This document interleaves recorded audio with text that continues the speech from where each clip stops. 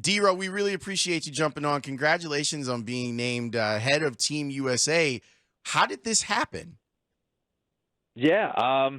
Long story short, they gave me a call to come in and if I'd be interested in interviewing for it, and totally was.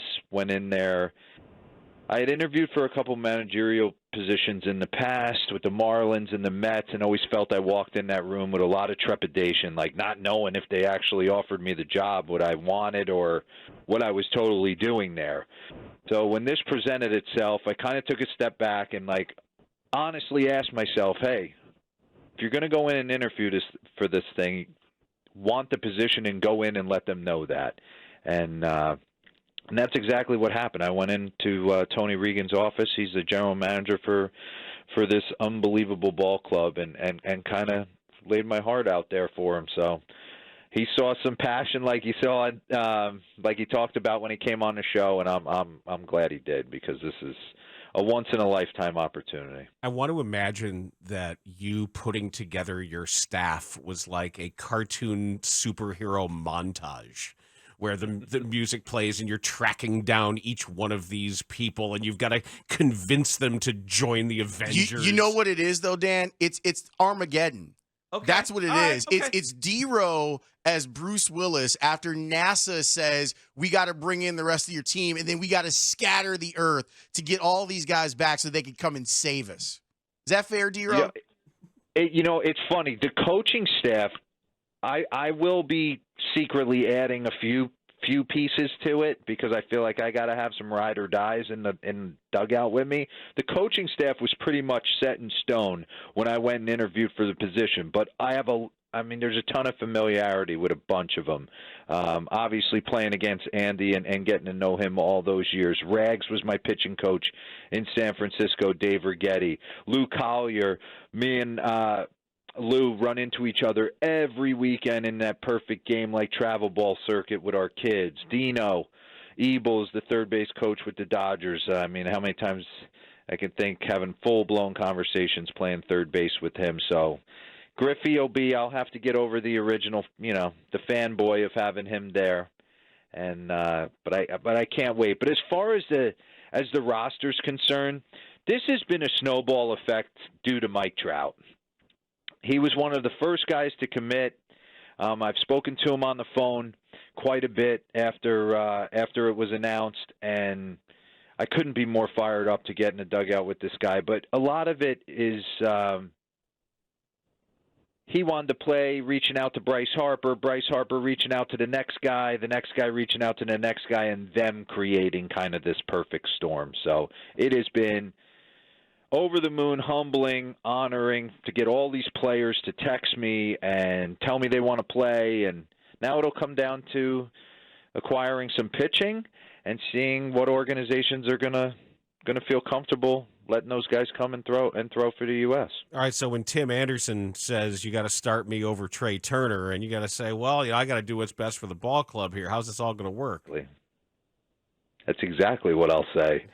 And, the only way I can, as of right now, 6 months out, both are unbelievable options. I think both going in, when I played in 2009, we had Jeter and Jimmy Rollins. They went 9 innings, back and forth. I think that's the only way you can really make everyone happy and make sure they're getting their at-bats in. And then I think once you get into, the semis where you can get knocked out, some elimination situations, I think the guy swinging the hot bat is the one that deserves to play, and I think everybody can respect that. What about the WBC drew you to it as an actual competition? Well, like I said, I got a chance in 2009 to be a utility player with when they called, I was over the moon just to get in the locker room with a bunch of those guys. And then there's kind of a feeling out process. I felt that it was kind of new. It was kind of in its early stages, the WBC, and I felt David Wright got a huge hit against Puerto Rico, a walk-off knock against Puerto Rico, and we went from a feeling out semi-all-star team to I felt like I played with these guys forever. We became team instantaneously. it was just an awesome environment. And then, to be honest with you, to watch the Latin American countries just breathe so much life into this, the Puerto Ricos and the DRs and the Venezuelas. I played winter ball in Venezuela.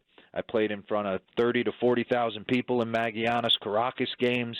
I know the passion that's out there, and in a 3-week powder keg, it just kind of comes together. So I thought it was just an awesome opportunity, regardless of this dream team that's being put together roster-wise, position player-wise.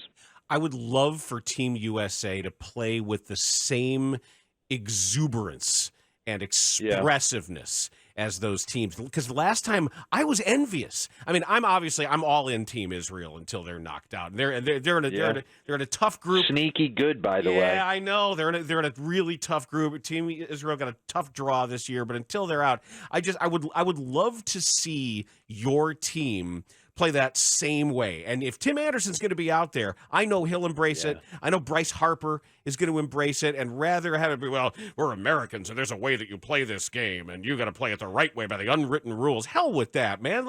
I would say meet him there and have that same kind of fun. Yeah, it's funny you say that, because the conversations that I have had and the text messages that I have sent to the guys and the responses I've gotten is exactly that. Listen, I'm not going in there trying to completely take over. I want a seamless transition where these guys come in, feel comfortable, get them acclimated quick, because you get smacked in the mouth in these things. A lot of guys on the team have played before.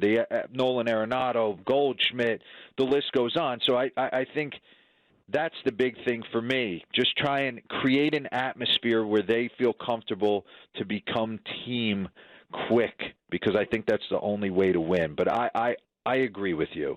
There will be a lot of energy in the room. There will be no stuffiness. Anyone who's been around me knows that's not the case. D-Ro, are you looking at this as a way that you can kind of scratch the itch of managing and figure out if that's what you want to do next? No, I'm not going into it like that. Is it going to do that? Yeah, but like AJ Hinch texted me, he goes, just know if you decide to manage, you'll never have a roster that looks like this, so don't get comfortable. And I just felt like at this point in my life, when they called, was a perfect opportunity with where my kids are, where my life is, the work at the network, everything, where I felt like, man, I'll never get another chance like this. I'm going to go into this interview and try and crush it. I want to see. Yeah, you want to see. At the end of the day, I don't have a jealous bone in my body. I'm not selfish.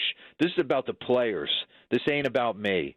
This is about me trying to make it a seamless transition for them and to win the thing.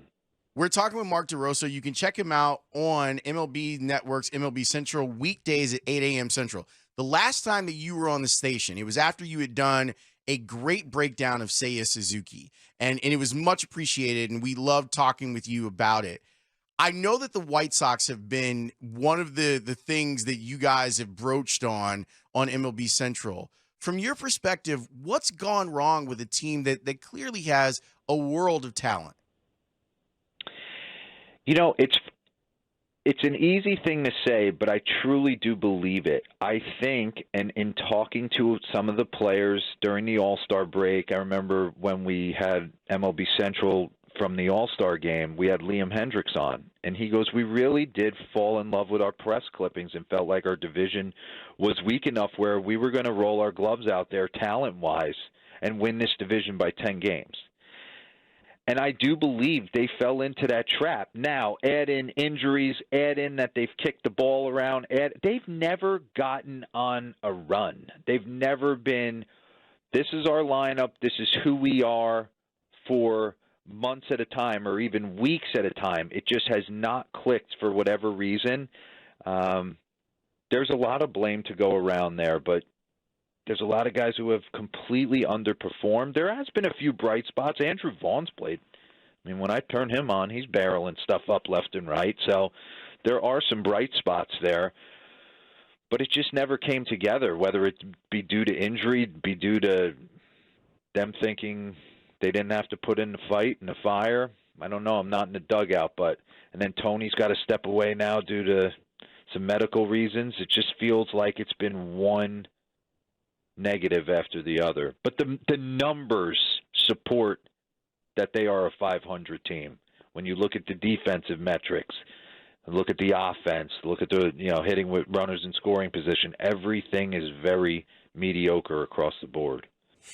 Another aspect that's bedeviled this team is existing in this in-between about being injured, being hurt, being on the injured list or not. And there have been a lot of players who have said, I can play, I'm in the lineup, but I have been told not to go that hard home to first, not to go that hard first to third. And it's left us as observers in a weird position because they don't hustle, and they get routinely out hustled all over the field. And then you say, well, why? Well, that guy's got a dispensation. He's got a hall pass. They say, well, your hamstring hurts. My legs hurt. My legs are sore. And when the training staff says you're okay to play, but you're not okay to play as hard as you need to play, I don't know how to feel. And as a critic, I'm trying to be fair. I'm trying to say, like, what I would call a guy lazy or call a guy soft, but that's not fair if he's being told. So what's the right thing to do? Yeah, I think it's case by case. Listen, have I played with some guys where they are a little tight in the hamstring and they're superstar on our team and 75% of them is better than the backup? Yes. But when you're asking 6 out of the 9, and that's what it looks like at certain points, and that's what was said. There was, at one point, 75% of their lineup was being asked to not run as hard down to first base. I just think it creates a bad environment, a bad message, a bad all-around where, like you said, it's putting out the product and going out there and grinding every day, and I just feel like they would have been better served going another route where it's guys out there fighting and hustling. I understand that there are going to be certain outliers that need to be in the lineup that just swing the bat a heck of a lot better than the guy that plays below them. But when you're creating almost this non-energized environment for 75% of your lineup, I just think it just has a trickle-down effect into everything. D-Ro, we've been talking a lot about how nebulous leadership, like the term leadership, when we're talking about a baseball clubhouse. I'd love to know whether it was you in a leadership position as a veteran player or vets that you looked up to as leaders in your clubhouses that you played in. What does leadership in a clubhouse look like to you? The ability to tell somebody the truth without getting punched in the face. That has always been kind of how I attacked it. And how do you do that? By truly getting to know your teammates. Starts day one of spring training. What motivates them? What makes them tick? What's their family life like? What taking them out to dinner? Whatever the case may be, creating an environment where brutal truth conversations can come out amongst players, where it doesn't create this bow up, where it's honest. It's like, hey, I need you to run that ball out. It's a bad look. I'll give you a little bit of secret of how I used to attack it. A lot of my tough conversations with guys or comments that would kind of maybe be approached as a little, kind of upset somebody, I did in the shower. Because at no point do I think that two men are going to go after it right there when they're stark naked with soap all over them. So I always felt like it was the perfect time to have a great conversation. I used to do it because I have a belief that Aramis Ramírez is one of the best players I ever played with. And I fell victim to it too. I mean, Alan Trammell called me out my first year in 2007 for taking plays off. I can remember it. So I remember with Aramis, I had such respect for how great a player he was and the ability to drive in runs, and that when he occasionally would dog it, I knew what the fans, you could see the reaction of all the Wrigley faithful, and I would go to him. I'm like, man, these people pay to come see you. They're not coming to see me or Terrio or Mike Fontenot or Reed Johnson or whoever.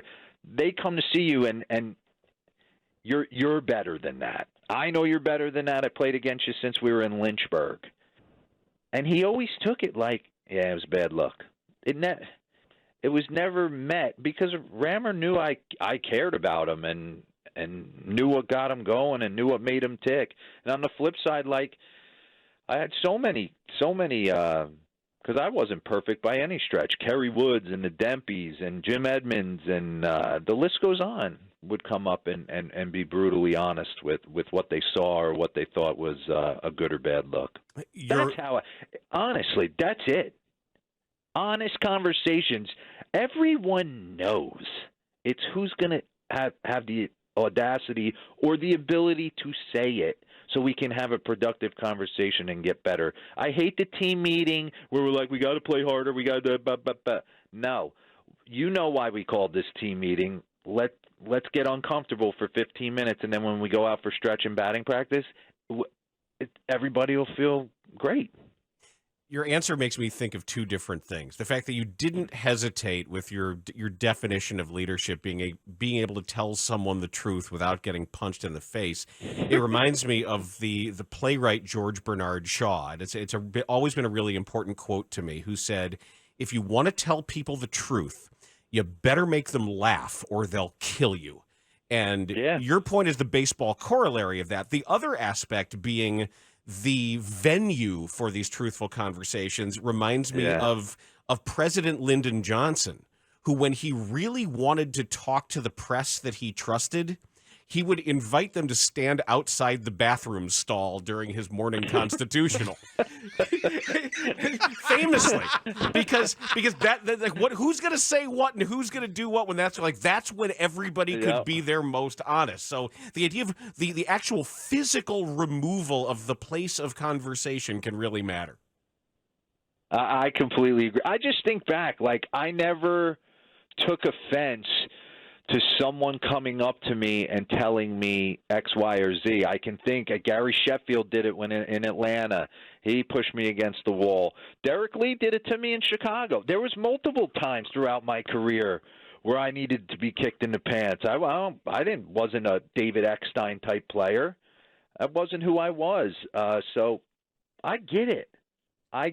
But there are moments, and I feel like it always makes, you're with these guys, you hear so many people say it, you're with them more than your family. You are. And by August, you're tired of seeing them, unless you're in a pennant race, and then you can kind of put that aside and it kind of kicks back in. So how do you create an environment where everyone feels comfortable and open and honest with each other? I think it makes the most productive teams.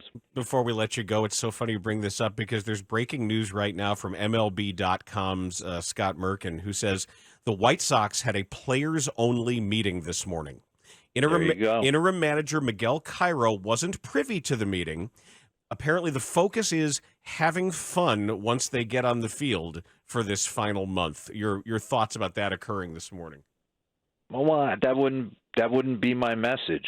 My message would be the talent in this room says we've underachieved the entire season.